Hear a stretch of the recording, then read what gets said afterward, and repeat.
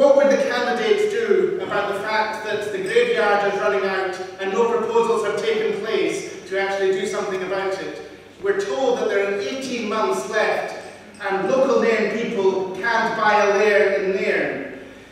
Would the candidates do something to make something happen quickly? Do this.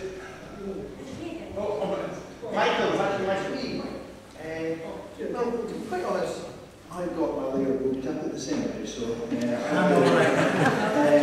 say, I don't really have an idea on this. I can come up with ideas, but maybe finding a new cemetery just off the cuff is maybe one I wouldn't want to comment on at the moment. So I've got my layer Stephen, so there is, tech services have been reviewing sites for a cemetery for, I would say, well over the last couple of years. They've been looking, and I think they looked at it in Broadley Garden Centre, the fields beside there, and they've done boreholes in various locations. And one of the options that they're currently reviewing is at Granny Barber's Road. So we're aware of the problem, and we know there's only 18 months left, and the unfortunate thing is we can't pre-sell any layers. It's only if someone dies and they have to be buried that we can then sell a layer. So that has been a bit of an issue, but it's being dealt with just now by the tech services. They are reviewing lots of sites. And Do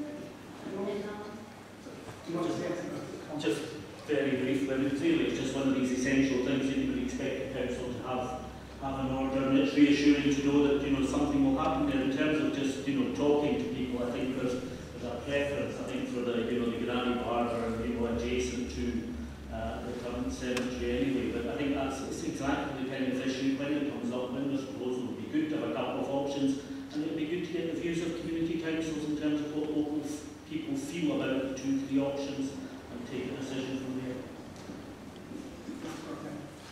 Thank you, Stephen. I think the main thing is the 5-year capital programme.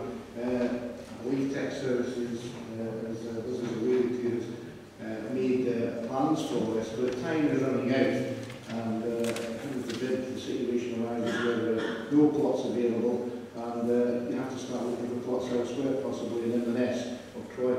Not acceptable that, so hopefully Tech Services will get this plan up and running, decide on the final location. The community's got an important role to play with as well. And also I think when the decision is taken as to where the new cemetery extension is going to go, there has to be quality landscaping in the cemetery, and also maintenance is a key issue. Because there were issues last year regarding grass cutting, I believe, because the contract was outsourced from in-house unless and grass cutting went to a private contractor. There were problems with the standards. We've been given assurances this year that there won't be any problems. We'll wait and see. But certainly if there were problems, I'd be looking, if elected, to press to get that service taken back in-house and run directly by council officers.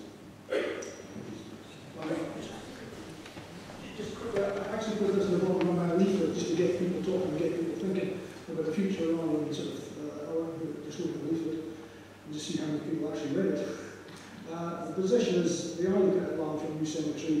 I spoke to one of the officials about it, and they're actually trying to group 4 or 5 cemeteries together because it gets a bit complicated within the law. They've got to start a special Highland Council meeting to get everything through and make go on that positions.